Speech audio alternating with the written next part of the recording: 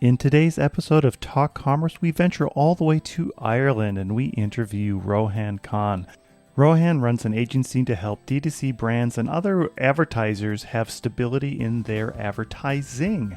If you've ever been on Facebook and you suddenly get cut off, Rohaan has tools to help you stay there.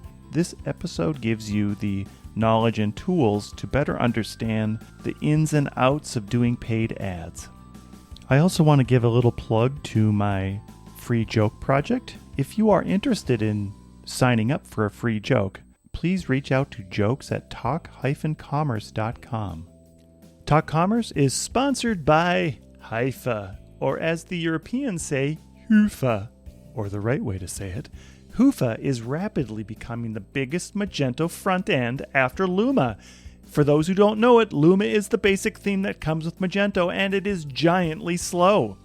If you're looking for a template-based front end with the fastest loading times in the e-commerce industry while saving costs on development time and hosting infrastructure, Hoofa is your best option. Everybody loves a fast site, including Google. Improve your Google ranking and conversion rates and make your customers happy. Learn more at hyva.io. That's hyva.io. My name is Brent Peterson, and I'm your host. Please remember to subscribe wherever you download your podcasts. And now, Talk Commerce. Welcome to this episode of Talk Commerce. Today I have Rohaan Khan with Orange Trail Agency. Rohaan, go ahead, introduce yourself. Tell us what your day-to-day role is and maybe one of your passions in life. Cheers, Brent. Thanks for having us here. And glad to be here. My name is Rohaan Khan. I'm the co-founder and CEO of Orange Trail.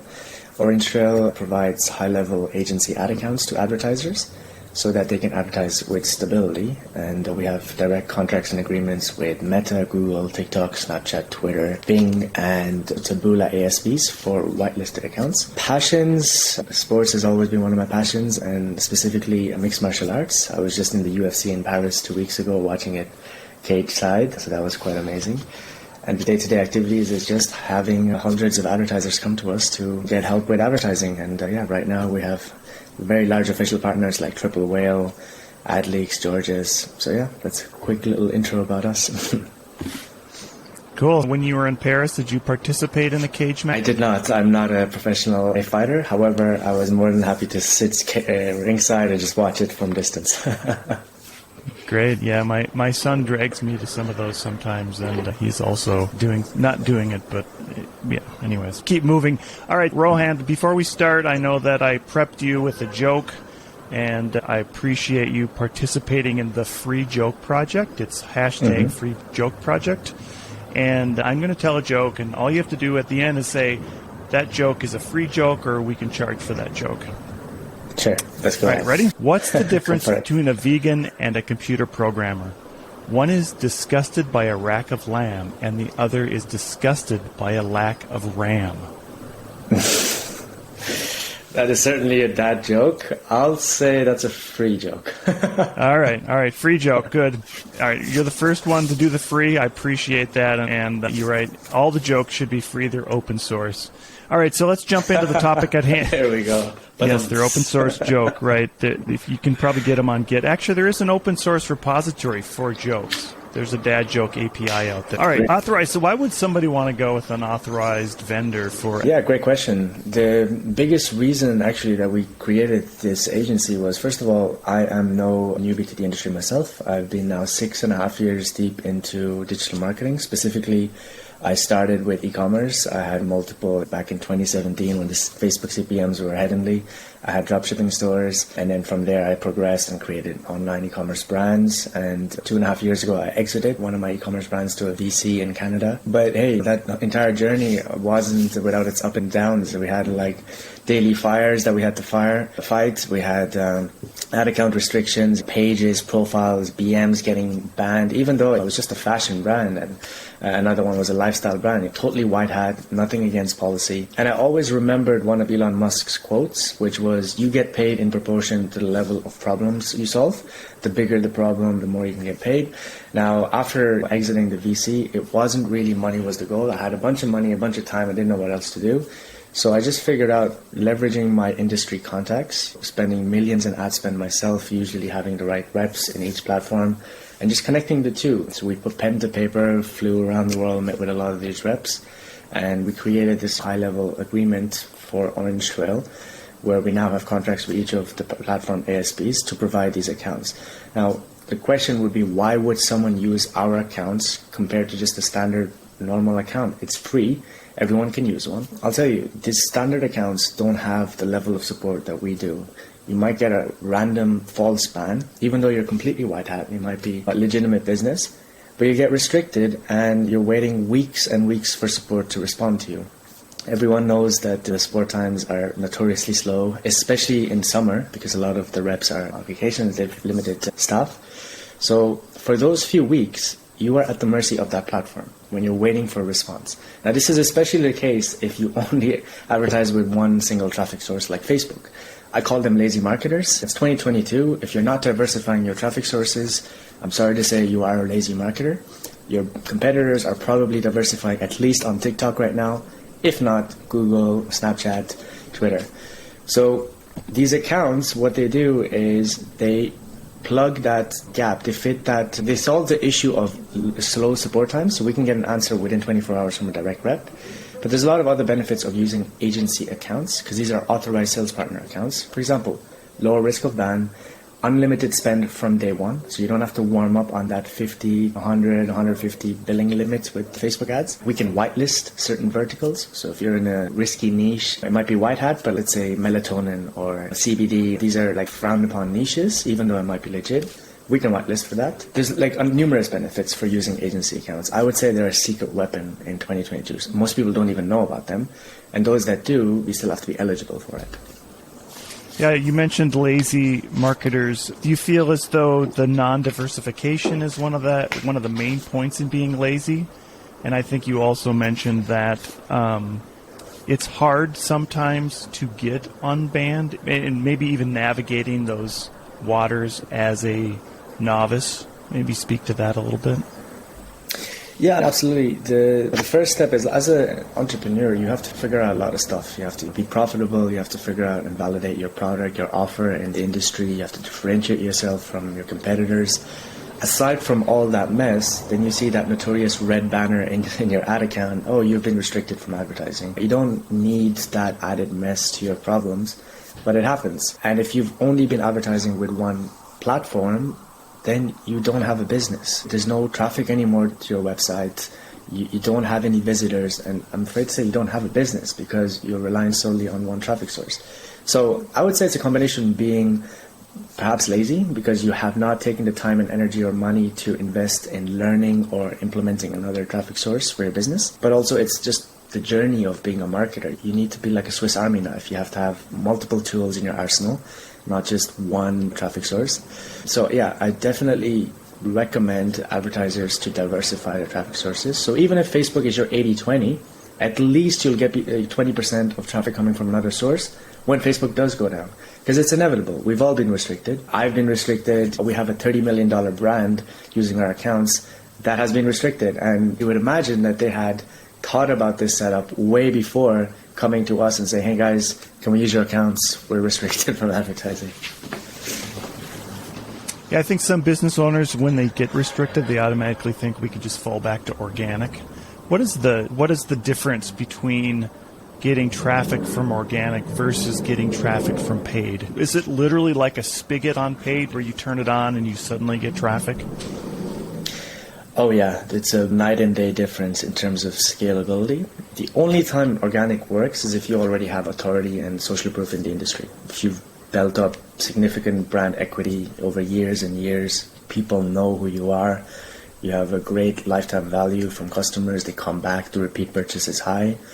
If you are not at that level, and maybe you're a new marketer starting off a year in, maybe even a few months, there's nothing that would compare to the success that paid traffic can bring you. It's just a matter of as soon as the ads go live, you just start to see the numbers on your website. There's no comparison. If an entrepreneur then is starting out and they feel as though they're going to spend some money, I've often heard it said that if you spend too little money, it's a waste of money. And if you spend too much money, it's a waste of money. And I'm assuming that you help them find that sweet spot between spending too little and not getting anything and spending too much and just wasting your ad spend. Is there a limit to how much you should spend? Yeah, go ahead.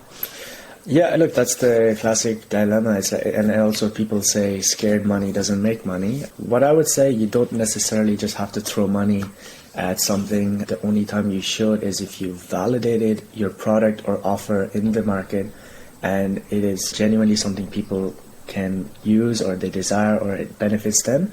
Only then should you start spending more. That being said, if you have not much budget starting off, what I would say, just test. It's all about testing.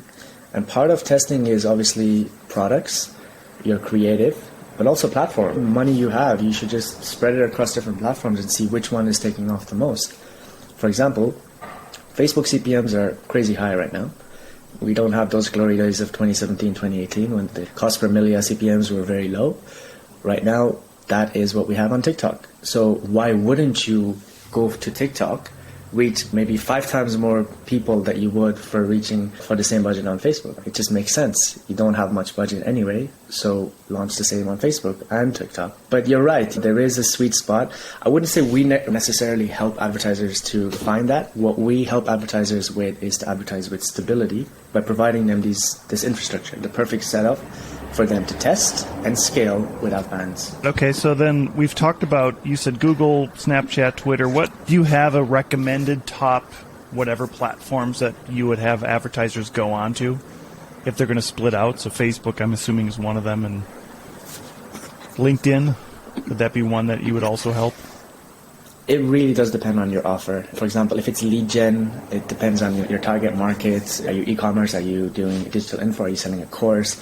You really have to pick your audience and your platform. It has to be congruent with what your offer is. So I would say, first of all, reverse engineer. What are you selling? Who is it to? And then check which platform is most relevant. If it's a high demographic over 50, maybe TikTok's not the best fit, because as we see, TikTok is the lower to 35 demographic now. Facebook has always been, in my opinion, the best bang for buck. I think they've got their algorithm figured out the best. It's just a shame that they have glitches and random false positive bans with their ad accounts. But I definitely think Facebook is the best bang for your buck. If it's a service in a local business or something, well, Google search, you can't neglect that, because where's the first place people would go to find this said product or service? They'll probably type it into Google. We had a luxury chess brand in the past, 2.5 years ago, and we were trying to figure out where would people go to buy a chessboard. The first thing you would do is board in Google, so we heavily invested in Google and YouTube ads. And there was great ROI on that. We spent quite a lot on TikTok, and it didn't work because our average order was $200 for a board, because these are luxury boards, very pristine, following themes like ancient Greece. So it's not a conventional board, and we spent probably like 10, 15K on TikTok, and there was like no ROI. We probably lost money there, but it was worth the try. Facebook was decent. So it's just about testing. I wouldn't say go 15K in the red before you decide to pull the plug on it, but just gauge it, calibrate, and it's all about testing.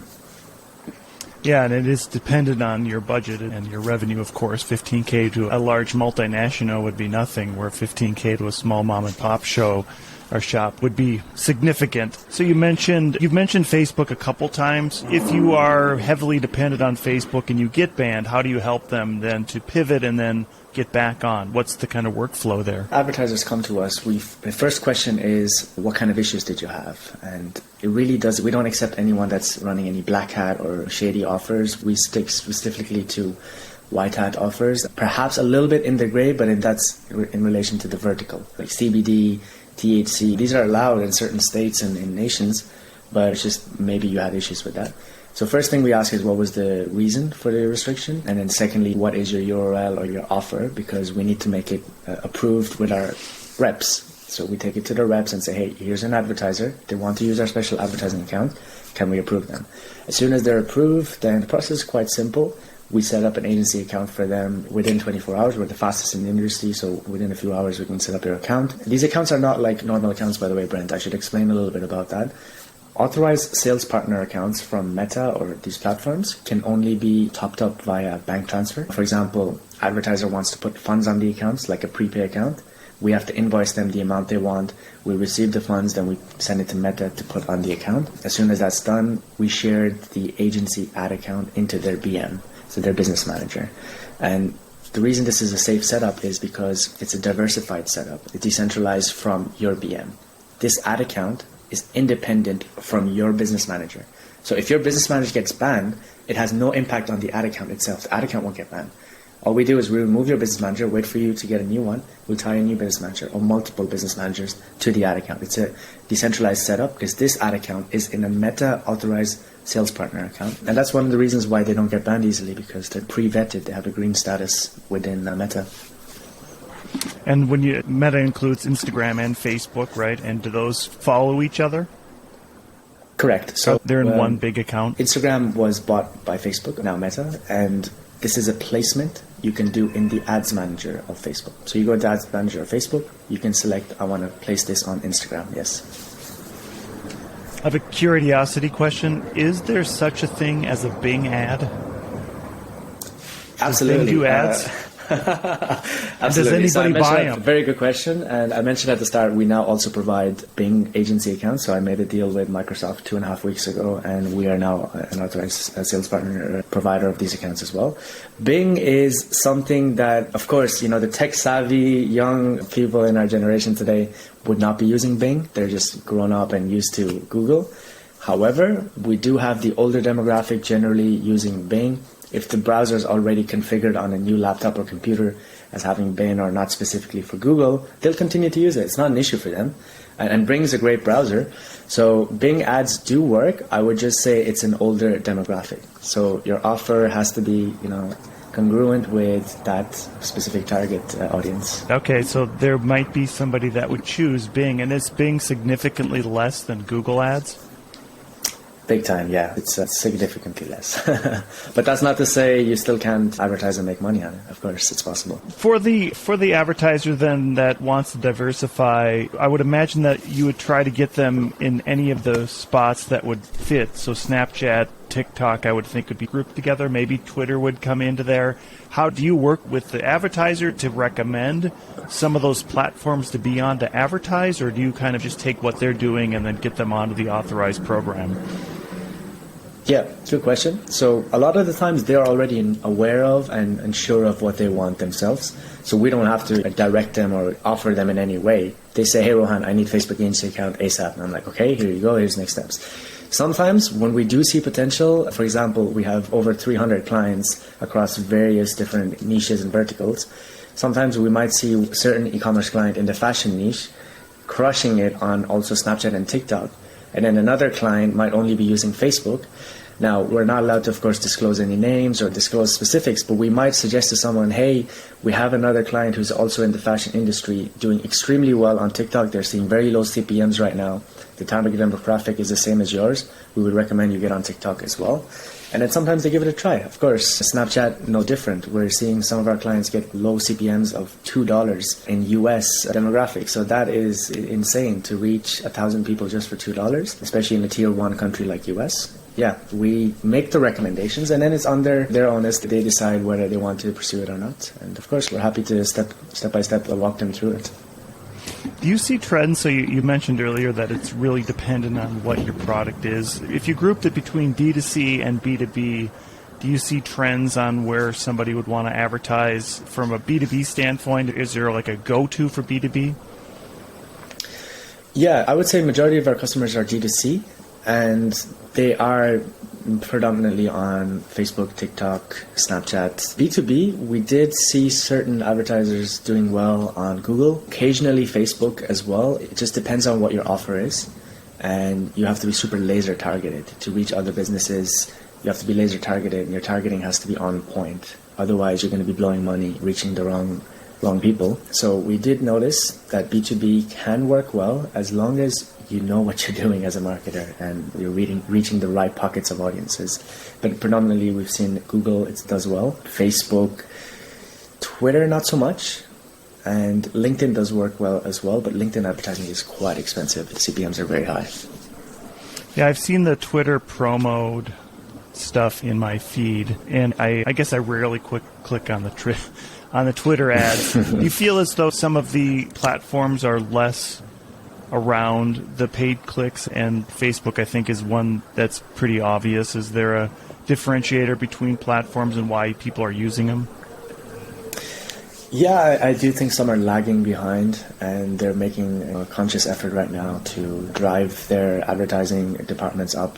Twitter, I definitely think, is one of them. It is someone that joined the advertising space a little bit later, I think, and their algorithm, in my opinion, it's good. So, for example, on Twitter, did you know that you can target someone specifically by the hashtag that they've used in their tweets in the past? I would say that's quite laser targeted. That's not something really you can do on Facebook. Facebook groups interests together. So if you want to put cat lovers on a Facebook, you can find that. However, on Twitter, you can go even deeper. You can say, okay, I want a Bengal kitten. And someone that says Bengal on a hashtag or Bengal kitten, you can target those tweets or those users. So it is quite laser targeted. But again, Twitter is expensive. So what I think is that advertisers actually go to Twitter or these other platforms that aren't so popular, and they spend maybe a couple hundred, a couple thousand. They don't see the ROI that they would on Facebook, and then they just get discouraged and they just stop. I think that's what happens. But aside from your conventional verticals, we've noticed that the crypto and NFT Web3 space is flourishing on Twitter. A lot of this community is on Twitter. So we've had multiple NFT projects come to us and say, hey, we need a allow listing on Twitter. We want to advertise there. And they've been crushing it with their Twitter ads.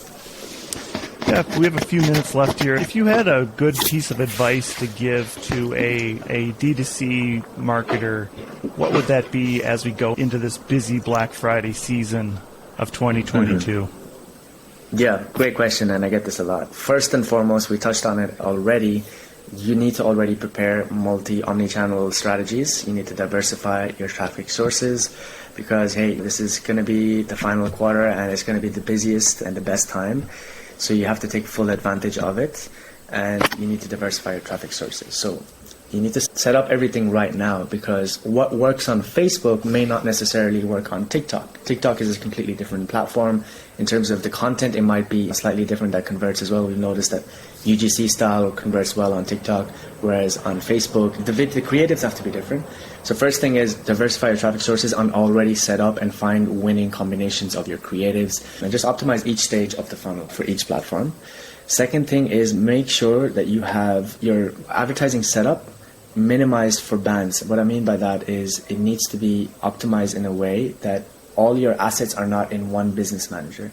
So what we often tell our advertisers is if you are advertising on Facebook, have your pixel in one business manager, have the ad account which you're going to be advertising from in another business manager, and maybe share the page that of your brand or your dropshipping store or your business, whatever, in another business manager. The reason we have this diversified BM setup is that if one goes down, you don't have all your eggs in one basket and you're totally reliant on that one business manager. And if that goes down, everything goes down. Whereas if you have three business managers that you've shared access with each other, if one goes down, all you have to do is just remove that, share the asset into the next business manager, and you're still running fine. Now that's with a personal setup, okay? For having the best setup as possible, for scaling, I would highly recommend if you're having issues. If you're not having issues, this is great for you, excellent. But if you are having issues, make sure you do look up agency ad accounts and consider it for scaling because there's no warm-up periods required. You can scale without any issues. And if you do get banned, we can get ad accounts back within 24 hours because we have this priority support where we can get our appeals to the front of the line. And lastly, what I would say is in terms of your offer in the market, make sure your average order value is high. Whatever your offer is, find complementary offers or cross-sells or upsells and just market them and get the AOV higher. The average order value is what's going to get you profitable and increase your lifetime value from each. So you just make sure you're validated offer, diversified setup, and limit your advertising liability in terms of bans and restrictions. No, it's good. Yeah, Rohaan, as I close out the podcast, I give everybody an opportunity to do a shameless plug? What would you like to plug today? Orange Trail for sure. So if anyone is interested in these agency whitelisted ad accounts that I spoke about, you can find us at orangetrail.io.